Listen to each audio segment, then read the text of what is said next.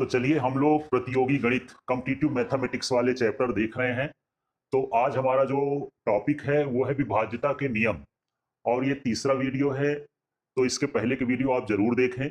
और हर कंपटीशन में पूछे जाते हैं, चाहे वो व्यापम का हो, शिक्षक के चयन का हो, एमपीपीएससी का हो, एसएससी का हो, बैंक का हो, रेलवे का हो, पुलिस कांस्टेबल का हो, हर चीज में। इसलिए आप बिल्कुल इनको अच्छे से समझिए। जब आपसे बेसिक बनेगा तो क्वेश्चन बड़े आराम से कर सकते हैं। आज हम इसकी विभाज्यता के नियम देखते हैं, फिर कल इसी पर आधारित हम क्वेश्चन देखेंगे। तो चलिए यहाँ पर देखते हैं। सबसे पहले सबसे सरल चीज की बात करते हैं, दो से विभाज्यता। तो यदि संख्या का अंतिम अंक, यह कहना चाहिए इकाई का अंक सम हो या शून्य हो, मतलब लास्ट में यदि शून्य हो, 2 हो, 4 हो, 6 हो, 8 हो, है ना, इस तरह के यदि अंक आते हैं अंतिम के अंक, तो वो संख्या किससे कट जाती है? 2 से कट जाती है। तो मुझे ये बताइए, जैसे 548 है, इसमें हमको क्या चेक करना है? कौन सा अंक चेक करना है कि 2 से कटे? कौन सा अंक? 8। लास्ट वाला इकाई का अंक 8 है, मतलब ये 2 से कट जाएगा। ठीक है, अब ये बताओ ये कटेगा कि नहीं कटेगा? कौन सा अंक देखना है? इकाई का। इकाई का अंक क्या है? 1 है, तो 1 तो 2 से कटता नहीं, तो ये संख्या भी नहीं कटेगी। तो 2 के विभाज्यता का नियम समझ में आ गया। अंतिम अंक इकाई का अंक क्या होना चाहिए? 0, 2, 4, 6, 8 ऐसा होना चाहिए, तो वो 2 से कट जाता है। ठीक, अब हम आते हैं 3 से विभाज्यता के नियम। ये भी सरल है। संख्या के सभी अंकों का योग 3 से विभाजित होना चाहिए, ये नियम है ना।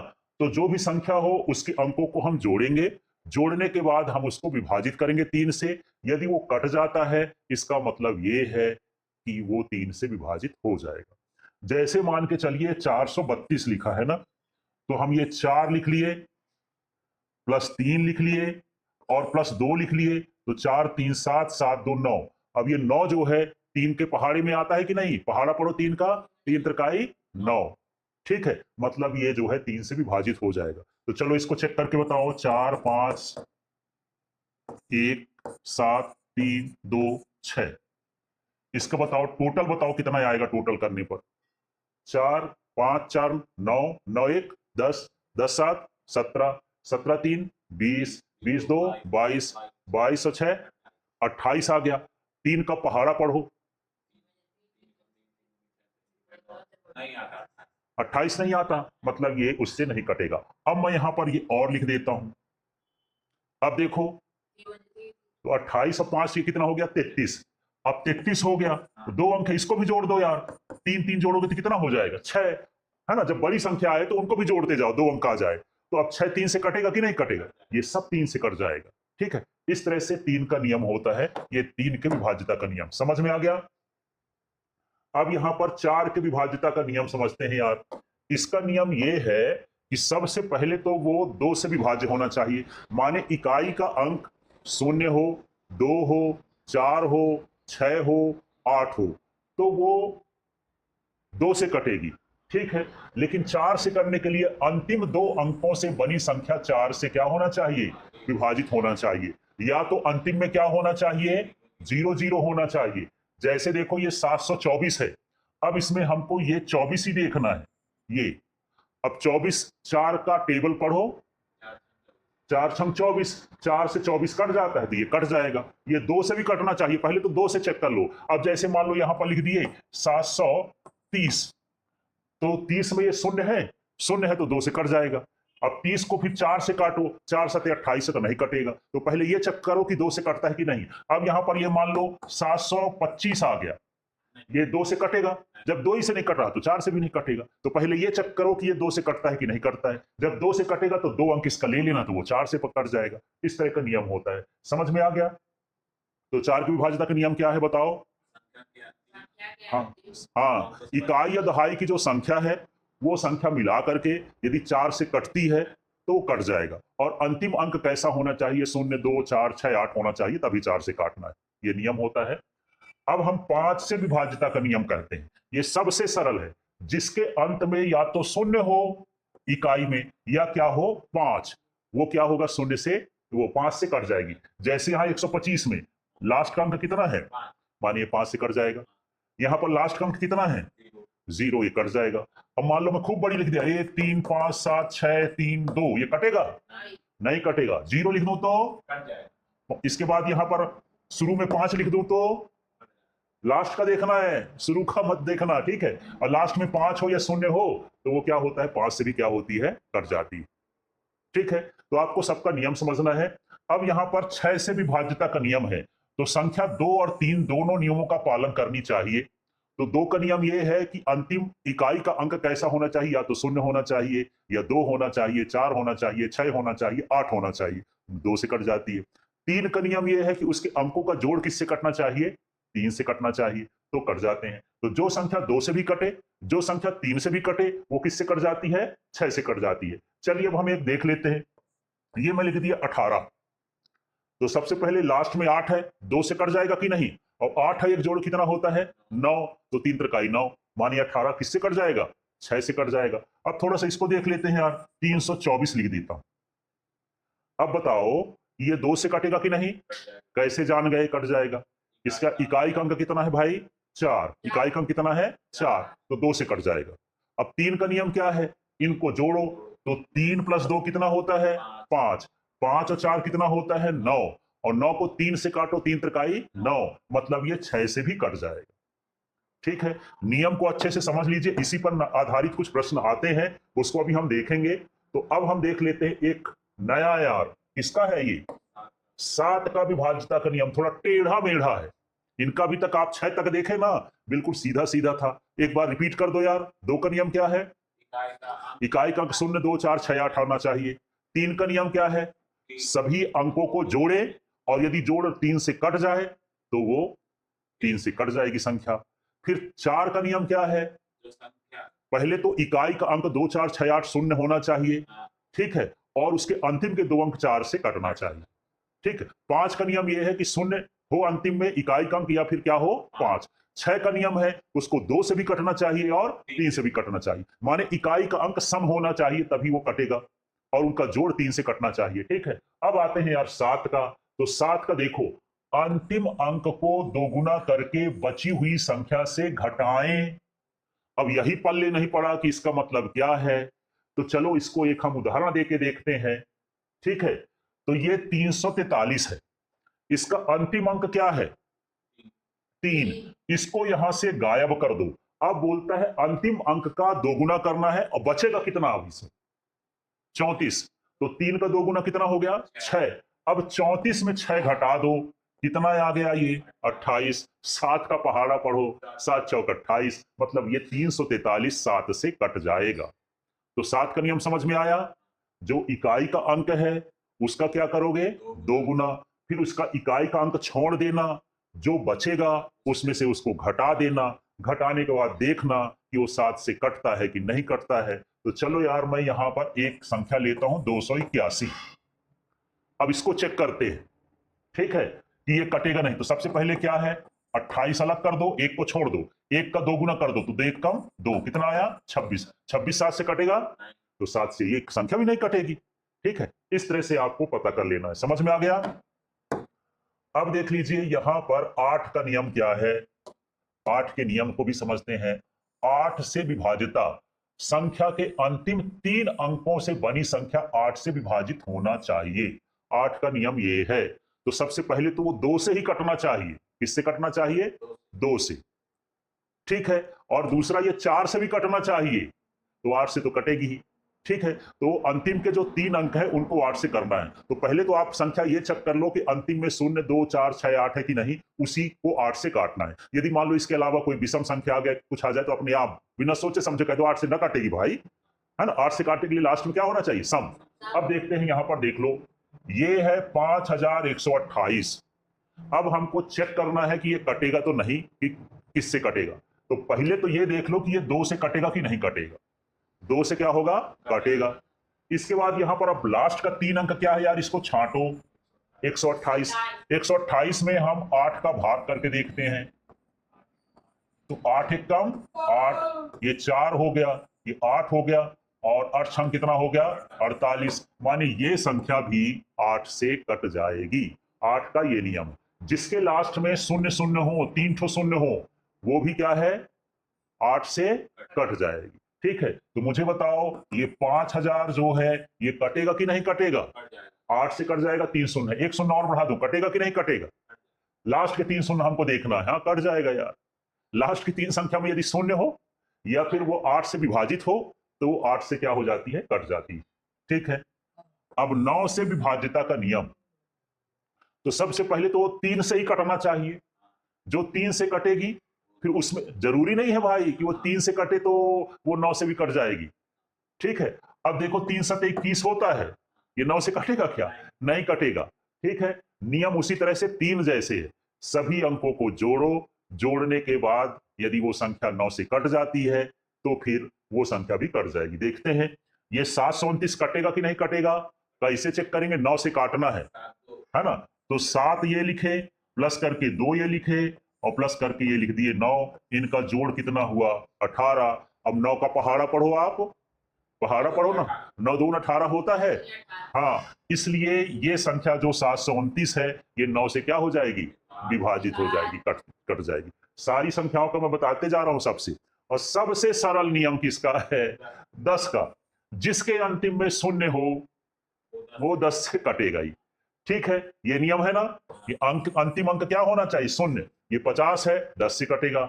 110 है, 10 से कटेगा।